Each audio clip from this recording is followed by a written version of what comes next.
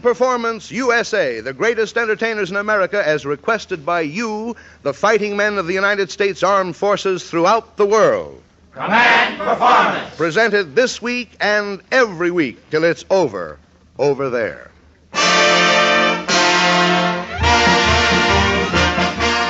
Hello there, men. Here's that show of yours again, Command Performance, coming this time from Hollywood, USA. Tonight's the first letter A emerged itself from the Canal Zone, and it's signed by the Panama Jungleer, and it says... Just mention us guys at Howard Field, will you? And how's about an earful of our favorite movie star, Miss Jean Tierney? Your wish is the entertainment industry's command, fella, and here she is, glamorous, gorgeous Jean Tierney.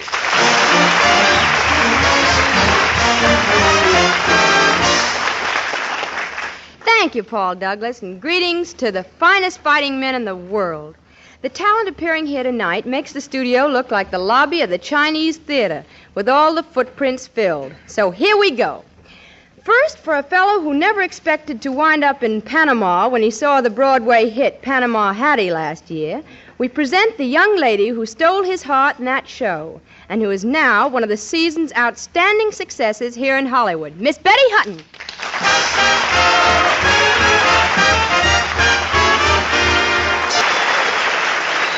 Thank you, Miss Betty Hutton. Thank you, Miss Betty Hutton. Each week, Command Performance brings to the armed forces the latest sports news, hot from where it happened. Tonight, our sportscaster is the man who was America's unanimous choice to play the part of the late Lou Gehrig, and his life story now being produced here in Hollywood. I give you the Academy Award winner of this year, one of the world's finest fellows any year, Gary Cooper.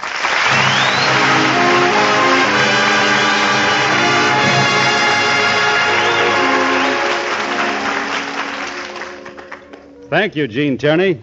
And hello, fellas. The big talk in sports today is the opening of the Major League ball season. Being privileged as I am to play the part of the immortal Lou Gehrig in the new picture, The Pride of the Yankees, you'd expect me to hand the 1942 American League pennant to the New York team. Well, I won't disappoint you. Bill Dickey felt the same way about it when we talked together on the Lou Gehrig picture. Now, Dickey's out to catch 100 games for the 14th consecutive year. Quite a record for a kid like Bill. Of course, as you know, there's a shortage of kids in Major League Ball this year, and more than one old-timer is trying to work the kinks out of his legs for a comeback. For a while, I wouldn't have been surprised to see old Babe Ruth himself back in uniform. Right now, the Babe is taking his licks against a bullpen pitcher named Pneumonia, and from latest reports is more than holding his own. Behind the Yankees in the American League, I'll take the White Sox. That is, if their sound locators pick up a hard-hitting outfielder. Now, they have the best pitching in the league, led by two aging but effective hurlers, Thornton Lee and Ted Lyons. For third, I'll take Boston. Fourth, Detroit. And fifth, the Cleveland Indians. The Indians don't have much of a team left, but the Cleveland fans must chuckle to themselves when they think of a Jap facing the hand grenade tossed by rapid Robert Feller. In the National League, let's pick the St. Louis Cardinals. Command Performance is not heard in the USA, so I'm out of reach of any pop bottles that any loyal Dodger fans might heave at me. Besides, we're saving glass these days. After the Cards and the Dodgers, I like the Reds and the Cubs for third and fourth. What's left, you fellows rate for yourselves. And however it goes, just remember this, fellas. As Private Joe Lewis puts it, your team can't lose because it's on God's side. And all of us back here are confident that when you boys get set in your positions and the Axis comes up to bat, they'll go down, brother. 1, 2, 3.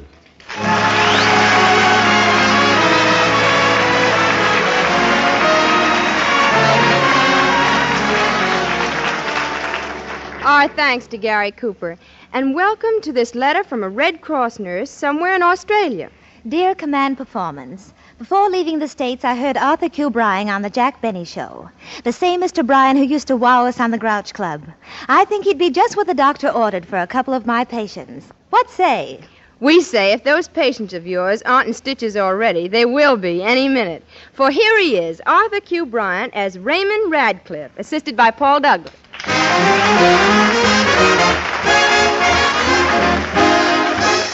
Greetings, soldiers, sailors, and Marines. And the pretty little nurse in Australia who seemed to think I was what the doctor ordered. Believe me, I'm certainly glad to find somebody in the service wants me. Well, what do you mean, Raymond? Why shouldn't somebody in the service want you? Oh, look me over, Mr. Douglas. Would you call this a fighting form? No, not exactly, but surely there's some place you could fit into. Well, that's what they thought first at the recruiting office. So they placed me in the parachute troops. Parachute troops? Right. They sent me up in an airplane to practice parachute jumping. We got up to 11,000 feet, and the pilot told me to jump. So I jumped. Yes?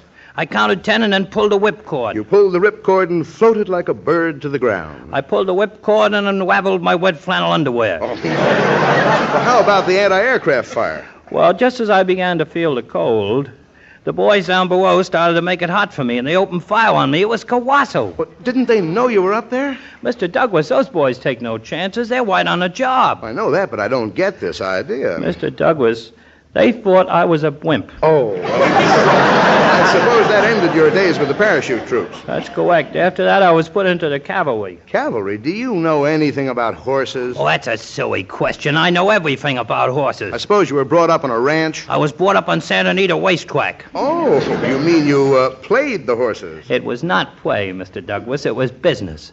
I had systems. Yes, I've heard of systems, and none of them ever fail, it says here.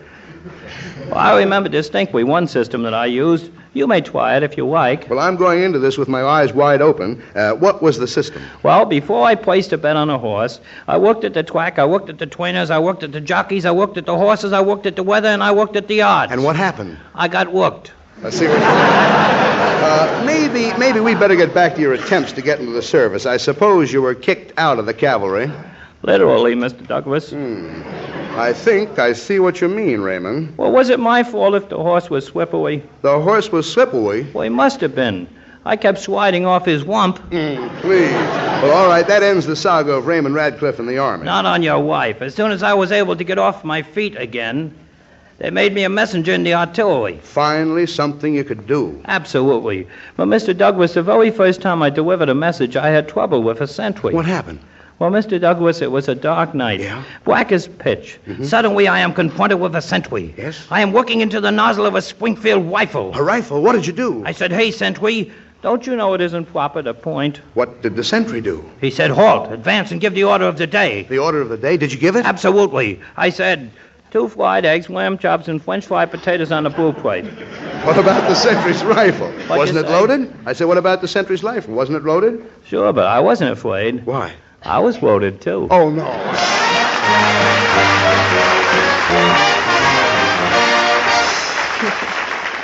Thank you, Arthur Q. Bryan. Now for Private First Class L.J. in the land of the Shamrock, and for Corporal M.J.S., now of the Canal Zone, but formerly known as the Jitterbug King of Tallahassee, Florida, the Boogie Woogie Bugle Boy of Company B, very solidly sent by those 3 sweethearts of the armed forces, the Andrews sisters. He puts your boys to sleep with Boogie every night and wakes them up the same way in the early bright. They clap their hands and stamp their feet because they know how he plays. When someone gives him a beat, he really breaks it up. When he plays reveille, he's the Boogie Woogie Bugle Boy of Company B. Da da da da da da da da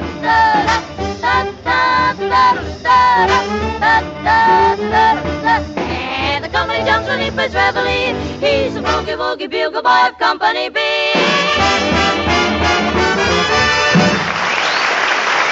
Thank you, Andrews sisters. And thanks to Ray Noble and his orchestra for assisting you and the other vocal artists tonight. Now, in response to a bevy of requests from every section of the world where Uncle Sam has armed forces, the incomparable Edgar Bergen and the incorrigible Charlie McCarthy.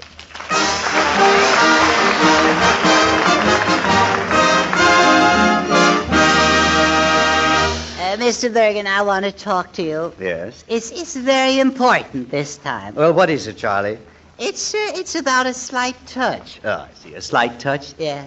You mean you have a cold? No. Slight touch of 50 cents. Oh, I see. Will you cough up? I see. But, Charlie, you have no right to ask people for money unless you have been of service to them. Of service? Yes.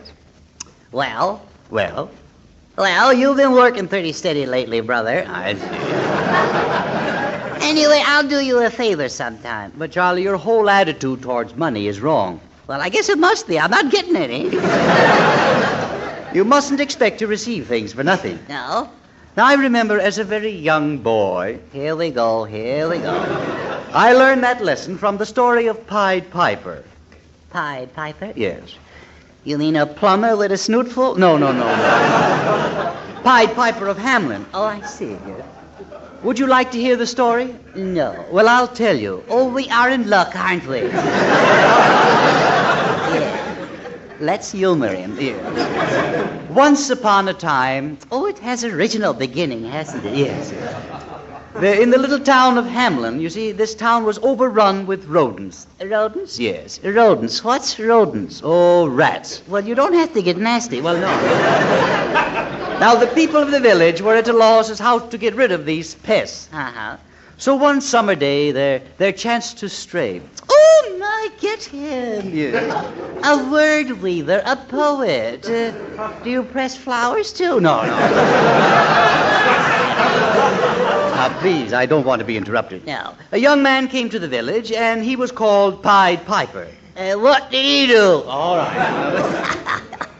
Well, he went to the mayor, and he said, I'll rid the town of rats for 1,000 guilders. Yeah.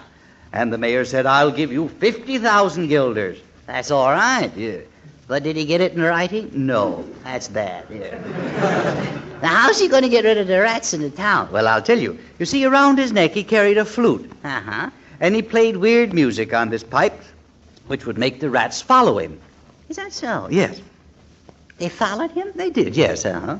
They'll do the same thing for a piece of cheese. Well, no. Well...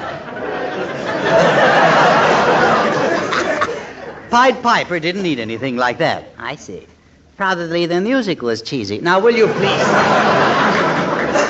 And what did he play? I don't know. You don't know. It was some very strange melody. Uh-huh. Must have been a masterpiece. Now, will you... Probably the revel of the rodents. Now, young man, I can go on like this for hours, but you wouldn't like it. I don't know what he played, but I do know that the rats followed him out of town and down to the river. And then the rats all jumped into the water and were drowned. Yeah? Yes. They were drowned? Yes, they were drowned. Why didn't they swim? Well, I don't know. You don't know? No. Why did they go in the water if they couldn't swim? Well, I don't know that. You don't know that? No.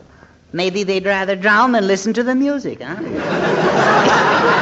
Yes, that's what it was. That's probably what it was. Yeah. Well, if they didn't like the music, why did they follow him? Well, I don't know. You don't know? No. It's a wonder you wouldn't get the facts to the story before you try to tell it all. All I know is that the rats followed him, and they went into the water, and they were drowned. Well, yes. I don't believe it. You don't believe it? No. You don't believe it? No. But they did go in the water, and they did drown. I don't believe it. Oh, why don't you? I don't know. I just got one of those nasty streaks, I guess. I just can't explain it. I don't believe it. I see. You can lead a rat to water, but you can't make him sink. I see.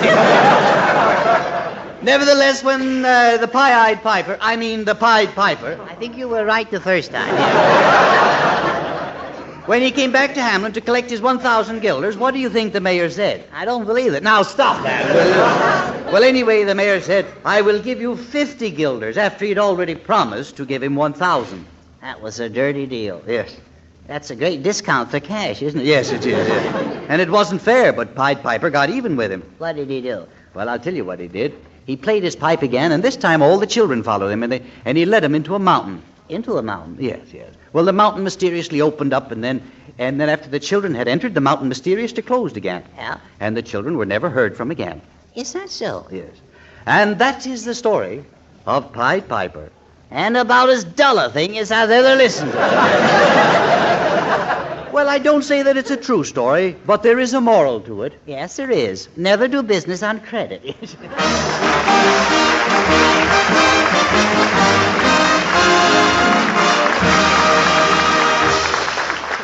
Orchids to Bergen and McCarthy. Here is a note from somewhere in the North Atlantic from Seaman First Class FAW. who is busy helping uphold the glorious traditions of the United States Coast Guard. He says he enjoys command performance each week, but that he'd enjoy it doubly if his favorite singer, Jenny Sims, would do a number just for him. Well, here she is, Miss Jenny Sims.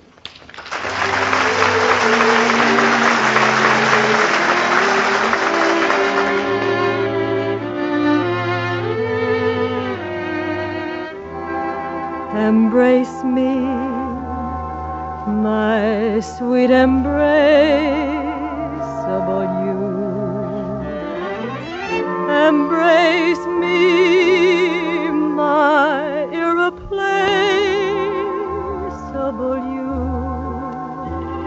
In your arms I find love so delectable, dear. I'm afraid it isn't quite respectable, dear. But hang it, come on, let's glorify love. Ding, dang it, I'll shout encore if I love. Don't be a naughty papa. Come to mama, do. My sweet embraceable you.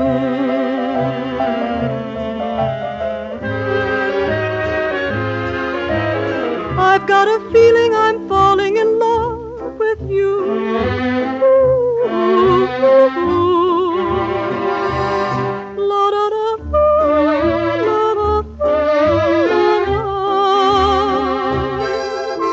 Just one look at you, my heart grew tipsy in me. You and you alone bring out the gypsy in me. I love all those many charms about you. Above all, I want my arms about you. Don't be a naughty papa. Come to mama, do. My sweet embraceable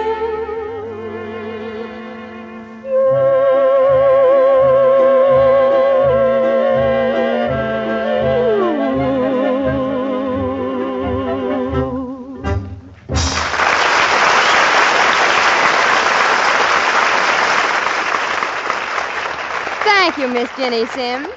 Now for Corporal J.G.R., who plays nurse to one of those big guns in the Canal Zone Artillery Unit, and for Staff Sergeant B.R.K. in the Trinidad Air Force, the latest news from Van Buren, Arkansas, as delineated by that barnstorming buffoon, Bob Burns.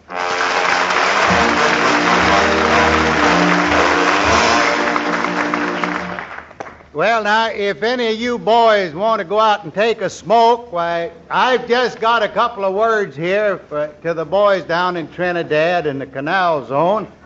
And you want to know how the folks are doing and what the folks are doing down in Van Buren? Well, I know you boys will be happy to know that the people down in Van Buren are all going in for this war work. They're really getting in there and doing their bit. My cousin Walford went to St. Louis to join the Army, but they turned him down. They said he had flat feet and wouldn't be able to march. Walford felt awful bad about it after walking 400 miles to get there. And my Uncle Hod tried to get in the Army. He's been trying for a long time. And just last week he got word from the examining board saying his teeth are all right. Next week, he's going to report in person. But now, you know, I believe, boys, I believe that the women folks down home are doing more than the men in this preparedness work, in this war work.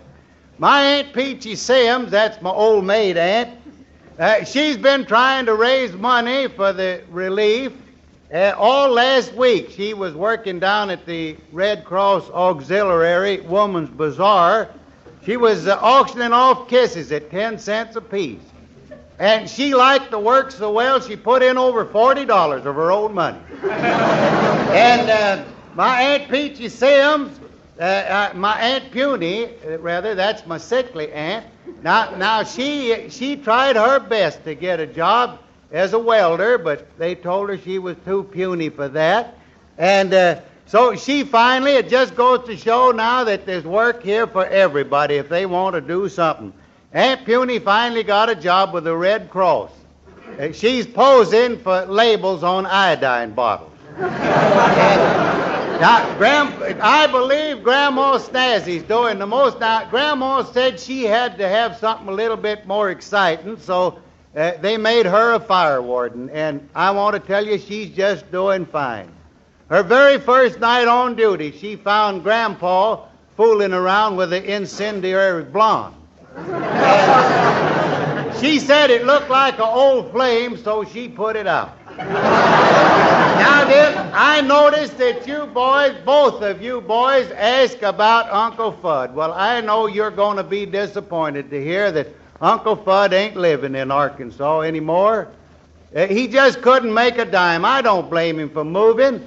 He couldn't make a dime on that crawfish land, and so he moved over into Oklahoma. And he pretty near starved to death over there. He thought he was going to have to leave there, but do you know not long ago they found oil on his place, and he's just doing fine now. I got a letter from him the other day, and he was telling me about a new house he had just bought over there. And he said this house is the darndest thing you ever saw. He said there's one room where you don't do nothing but just sleep in. And he said there's another room just for sitting around in, and another room for eating, and one for cooking. But he said the darndest thing is a little room down the hall. He said it's all white on the inside, and he said there's a thing in one side of it where you can wash all over. And he said then there's another place there just to wash your face and hands. But he said the darndest thing is a little thing over in the corner to wash your feet in.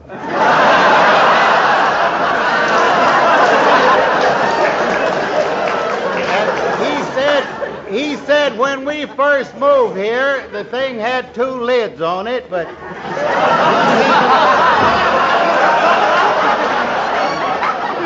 he said we took them off, we didn't need them, and he said Ma's using one of them for a biscuit board. And he said we framed Grandpa's picture with it.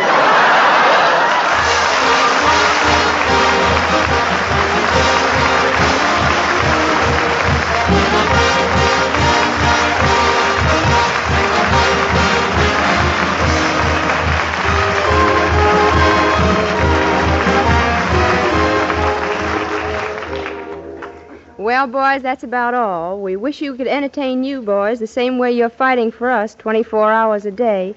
But time marches on, and it looks like this particular half hour is just about filled. We're also glad to fill your request, fellows, for anything you want in the way of entertainment from home. Just tear off the top of a Stuka or Mitsubi, then write and tell us what you want on your own show, Command Performance, USA. Tonight's Command Performance has originated in Hollywood, where it sometimes rains, but where the sky is never so dark, but what the stars will come out for you. This is Jean Tierney saying, so long from over here. We hope we pleased you over there.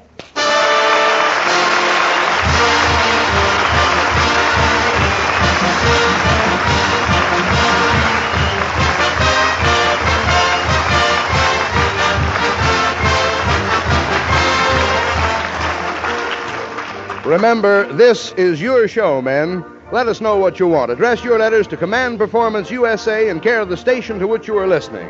You ask for it, we'll fill it. And remember, fellas, the Axis asked for it, too.